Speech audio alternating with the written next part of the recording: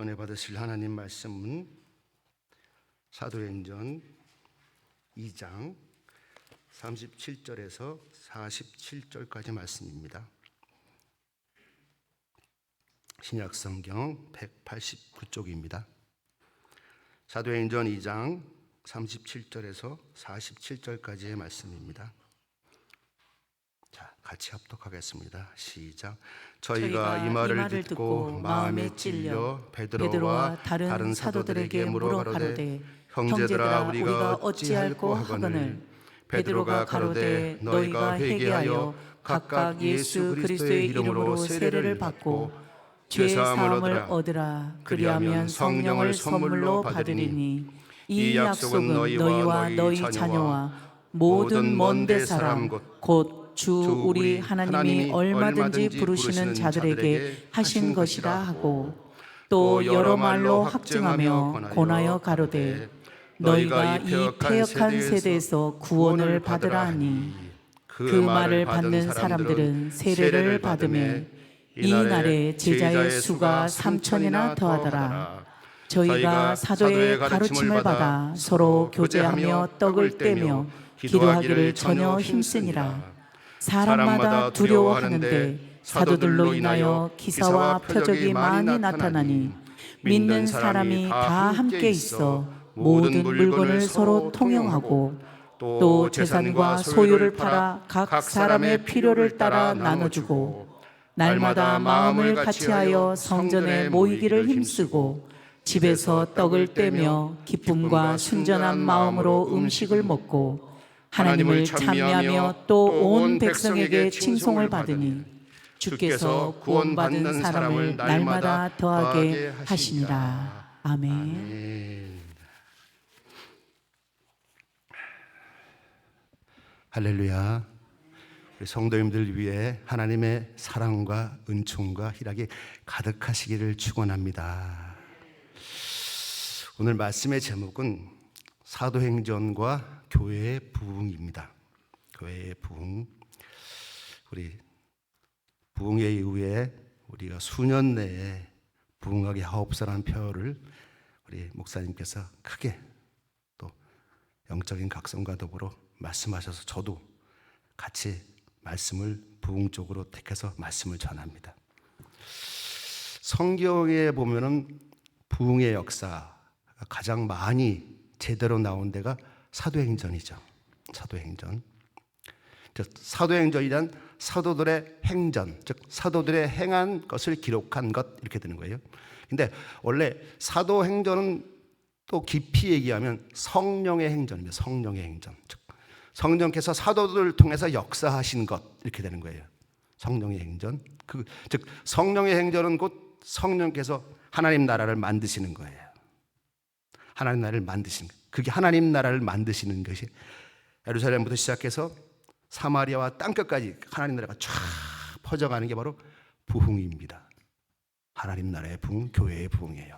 그래서 우리가 부흥을 이야기할 때 사도행전의 부흥을 잘 보고 초대교회의 부흥을 잘 보고 우리 교회도 그렇게 똑같이 그렇게 하면은 초대교회의 부흥처럼 똑같은 부흥이 우리 교회도 있다고 저는 믿습니다. 그래서 우리 이번 설교는 바로 사도행전의 부흥과는 초대교회는 어떻게 해서 부흥이 됐나? 그러면 하나님은 이렇게 하시고 우리는 어떻게 해야 되는가? 그걸 잘 맞춰서 우리가 못하는 게 있으면 바꿔야 되겠죠? 그렇게. 그럼 바꾸면은 초대교회의 부흥처럼 우리 교회도 똑같은 부흥이 하나님께서 해주실 거라고 저는 생각합니다.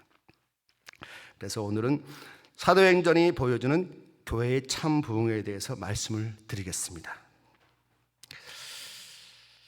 그래서 이 시간 사도행전에 나오는 초대교회의 부흥을 잘 듣고 깨달아서 또한 우리가 결단해서 우리 모두가 성령의 충만함으로 말씀의 섬김으로 그리고 사랑의 섬김으로 수년 내에 부흥하는 김천은혜교회 교회의 성도님들 되시기를 예수님 이름으로 축원합니다. 아멘. 자, 첫 번째 사도행전의 교회의 부흥은 성령의 충만함으로부터 시작됩니다. 초대교회의 부흥은 성령의 충만함으로에서 시작됩니다. 사도행전 2장 1절에 4절 말씀입니다.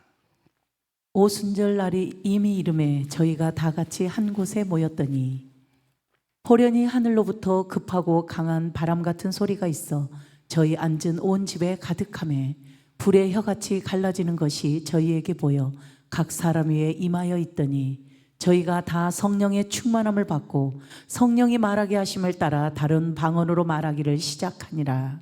아멘. 초대교회는 성령의 충만함으로 시작되었습니다. 그런데 성령의 충만은 갑자기 아무 준비 없이 임한 것이 아닙니다. 제자들은 주님의 약속을 붙잡고 기다렸습니다. 사도행전 1장 4절에 보면 이렇게 말씀하고 계십니다. 사도와 같이 모이사 저희에게 분부하여 가라사대 예루살렘을 떠나지 말고 내게 들은 바 아버지의 약속하신 것을 기다리라. 아멘. 제자들은 예루살렘은 떠나지 않았어요. 마가다락방에 모였습니다. 그리고 거기서 성령을 기다리며 기도했습니다. 기도했어요. 기다렸습니다. 성령의 충만은 인간의 조급함으로 만들어지는 것이 아닙니다. 성령의 충만은 하나님 앞에 머무는 사람에게 임합니다. 오늘 우리가 회복할 첫 번째는 바로 이것입니다. 기도하는 것, 그리고 성령을 기다리는 것. 초대교회 성도들이 그렇게 한 것처럼 성령의 충만은 인간의 조급함으로 만들어지는 것이 아닙니다. 기도와 기다림으로 만들어지는 겁니다. 그런데 우리는 너무 빨리 움직입니다. 너무 빨리 판단합니다. 그리고 빨리 포기합니다. 너무 빨리 사람의 방법을 찾습니다. 그러나 초대교회는 먼저 하나님 앞에 엎드렸습니다. 먼저 성령을 기다렸습니다. 먼저 하나님의 능력을 구했습니다. 교회는 사람의 열심으로만 세워지지 않습니다. 교회는 성령의 능력으로 세워집니다. 스가랴서 4장 6절에 보면 이런 말씀이 있습니다. 그가 내게 일러 가로되 여호와께서 수룹 바벨에게 하신 말씀이 이러하니라. 만군의 여호와께서 말씀하시되 이는 힘으로 되지 아니하며 능으로 되지 아니하고 오직 나의 신으로 되느니라. 아멘. 아멘. 우리에게 필요한 것은 더 많은 말이 아니라 성령의 충만함입니다. 더 많은 계획이 아니라 성령의 인도하심입니다. 더 많은 활동이 아니라 성령 안에서 살아나는 영혼입니다. 오늘 이 밤 이렇게 기도하기를 원합니다. 주님, 우리 교회를 성령으로 충만케 하옵소서. 주님, 내 마음을 성령으로 새롭게 하옵소서. 주님, 내 생각을 성령께서 다스려 주옵소서. 주님, 내 말과 내 삶이 성령의 열매를 맺게 하옵소서. 이렇게 하는 겁니다. 바로 초대교회의 부흥은 성령의 충만함으로 시작되었습니다.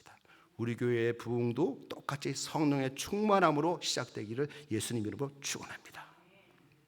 두 번째, 초대교회의 부흥은 성령의 충만함으로 시작돼서 뭐로 나타났냐면 말씀의 담대한 선포로 나타났어요.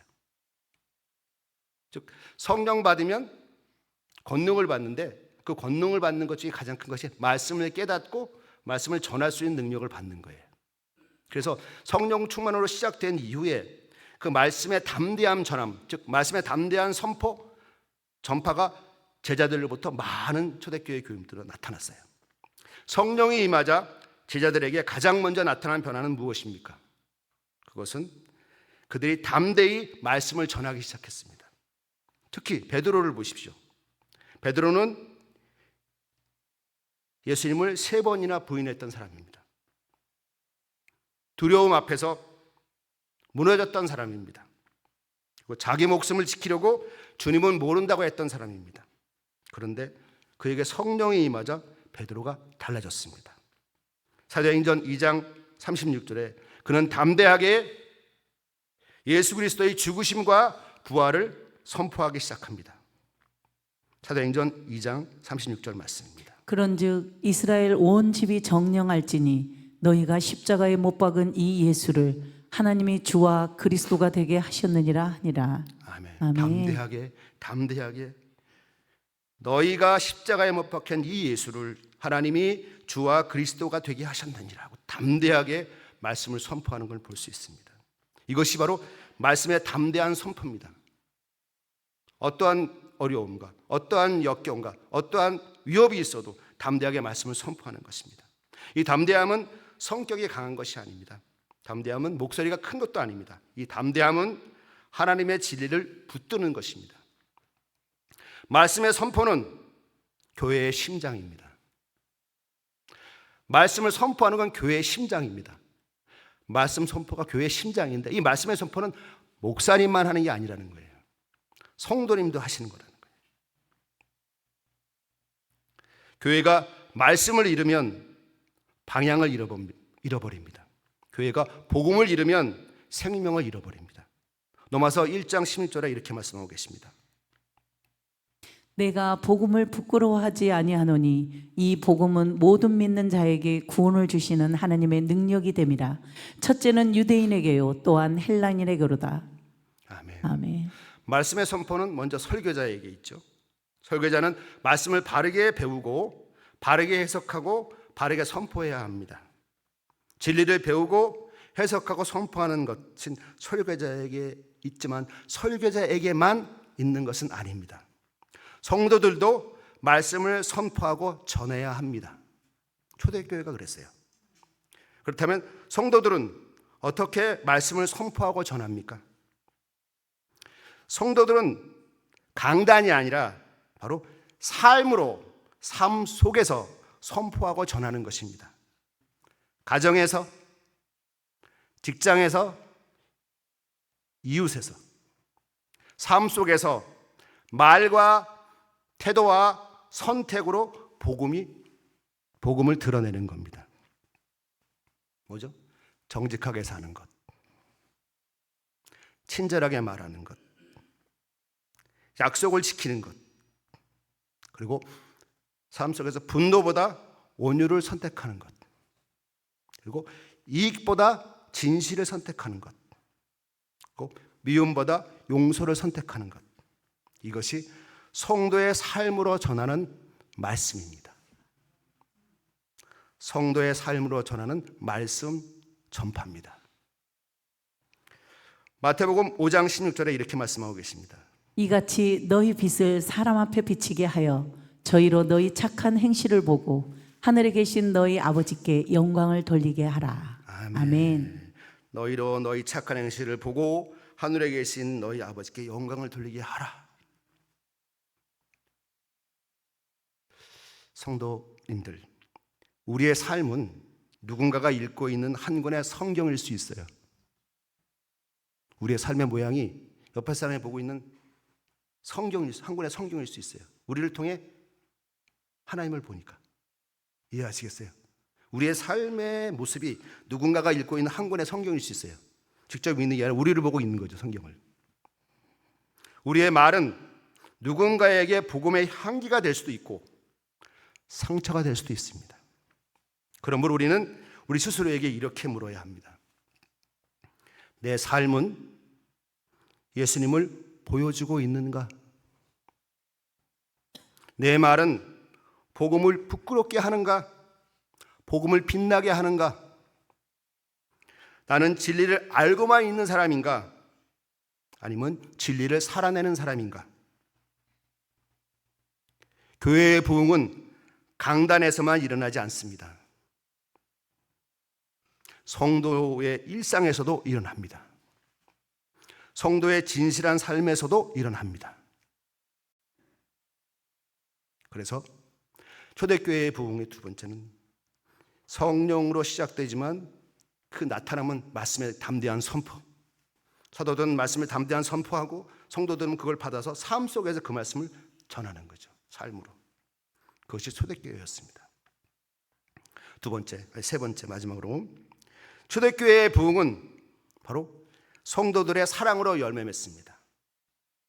성령으로 시작해서 말씀의 선포, 나타나고 그리고 나서는 결국은 마지막엔 성도들의 사랑으로 열매 맺어요. 사랑으로. 초대교회의 부흥에서 사랑으로 열매 맺습니다. 사도행전 2장 44절에 47절에 이렇게 말씀하고 계십니다. 믿는 사람이 다 함께 있어 모든 물건을 서로 통용하고 또 재산과 소유를 팔아 각 사람의 필요를 따라 나눠주고 날마다 마음을 같이하여 성전에 모이기를 힘쓰고 집에서 떡을 떼며 기쁨과 순전한 마음으로 음식을 먹고 하나님을 찬미하며 또 온 백성에게 칭송을 받으니 주께서 구원받는 사람을 날마다 더하게 하시니라. 아멘. 아멘. 이해하시겠죠? 초대교회의 분위기를 성령 받아서 말씀을 담대히 선포하고 그다음에 사도들은 선포하고 성도들은 그 말씀을 삶 속에서 하나하나 실천하면서 바로 내가 하나의 성경으로 복음을 전하는 거예요. 그럴 때 바로 많은 사람들이 교회에 모여서 사랑으로 하나 되는 겁니다. 사랑으로 하나 되는 거예요. 그 모습이 바로 지금 읽어본 본문이에요. 초대교회에는 사랑이 있었어요. 그 사랑은 말뿐이 아니었어요. 구체적인 사랑이었어요. 나누는 사랑이었어요. 그리고 돌보는 사랑이었어요. 그리고 함께 울고 함께 기뻐하는 사랑이었어요. 사랑 없는 성령 운동은 뜨거워 보여도 사람을 살지 못합니다. 사람을 못 살려요. 사랑 없는 말씀 선포는 옳아 보여도 영혼을 품지 못합니다. 고린도전서 13장 1절에서 2절까지의 말씀입니다. 내가 사람의 방언과 천사의 말을 할지라도 사랑이 없으면 소리나는 구리와 울리는 꽹과리가 되고 내가 예언하는 능이 있어 모든 비밀과 모든 지식을 알고 또 산을 옮길 만한 모든 믿음이 있을지라도 사랑이 없으면 내가 아무것도 아니요. 아멘. 아멘. 사랑이 없으면 내가 아무것도 아니요. 사랑 없으면 아무것도 아닙니다. 은사가 있어도 사랑이 없으면 아무것도 아닙니다. 지식이 있어도 사랑이 없으면 아무것도 아닙니다. 믿음이 커 보여도 사랑이 없으면 아무것도 아닙니다. 교회의 부흥은 사랑으로 증명됩니다. 서로 판단하기보다 세워주는 교회, 상처받은 사람을 외면하지 않는 교회, 낙심한 사람을 붙들어주는 교회, 연약한 사람을 기다려주는 교회, 이런 교회가 살아있는 교회입니다. 이런 교회가 부흥한 교회입니다. 성도 여러분, 사랑은 거창한 것이 아닙니다. 따뜻한 말 한마디, 먼저 건네는 인사, 조용한 기도, 작은 섬김, 그리고 힘든 사람을 기억하는 마음, 이것이 사랑입니다. 요한복음 13장 34절에서 35절까지의 말씀입니다. 새 계명을 너희에게 주노니 서로 사랑하라. 내가 너희를 사랑한 것 같이 너희도 서로 사랑하라. 너희가 서로 사랑하면 이로써 모든 사람이 너희가 내 제자인 줄 알리라. 아멘. 예수님은 너희가 서로 사랑하면 사람들이 너희가 내 제자인 줄 알 것이라고 말씀하셨습니다. 교회의 간판보다 더 강한 증거는 교회의 사랑입니다. 교회의 건물보다 더 아름다운 증거는 교회의 사랑입니다. 교회의 프로그램보다 더 깊은 증거는 성도들의 사랑입니다. 성령 충만한 교회는 사랑하는 교회입니다. 말씀 위에 선 교회는 사랑으로 섬기는 교회입니다. 이렇게 해서 초대교회의 부흥은 바로 성도들의 사랑으로 열매를 맺는다. 그것이 바로 부흥한 교회다는 겁니다. 결론을 맺겠습니다. 그럼 우리 김천운의 교회는 다시 성령 충만으로, 다시 말씀의 선포로, 다시 사랑의 섬김으로 가자는 겁니다. 사랑하는 성도님들, 사도행전의 교회의 부흥은 분명히 말합니다. 성령의 충만함에 시작해서 말씀의 담대한 선포로 나타나고 성도들의 사랑으로 열매 맺는다. 성령 없으면 교회는 능력을 잃어버립니다. 말씀이 없으면 교회는 방향을 잃어버립니다. 사랑이 없으면 교회는 생명을 잃어버립니다. 그러므로 우리는 결단해야 합니다.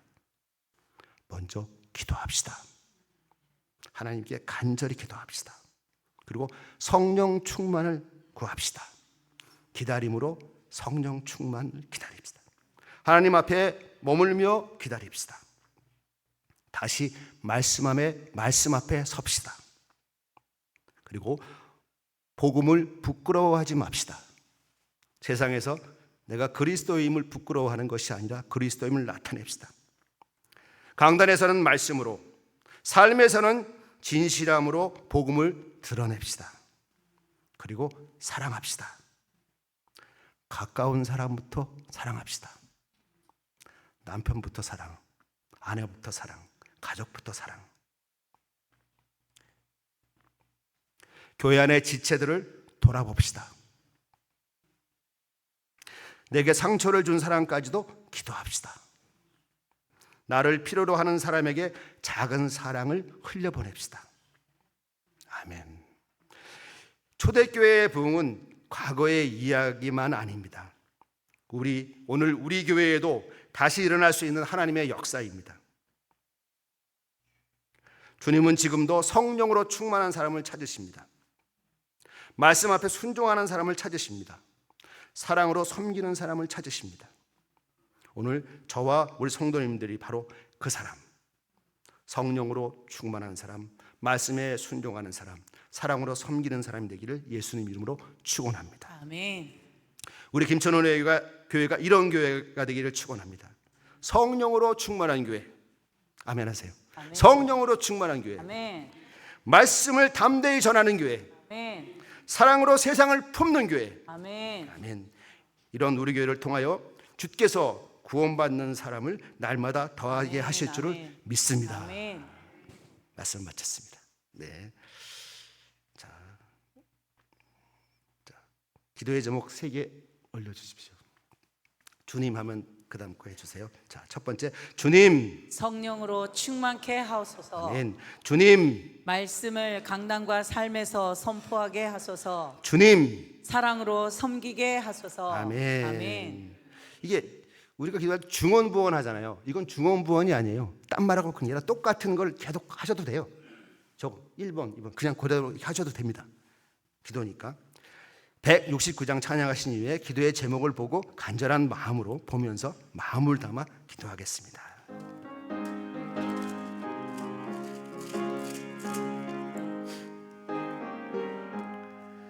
강물같이 흐르는 기쁨 성령 강림함이라.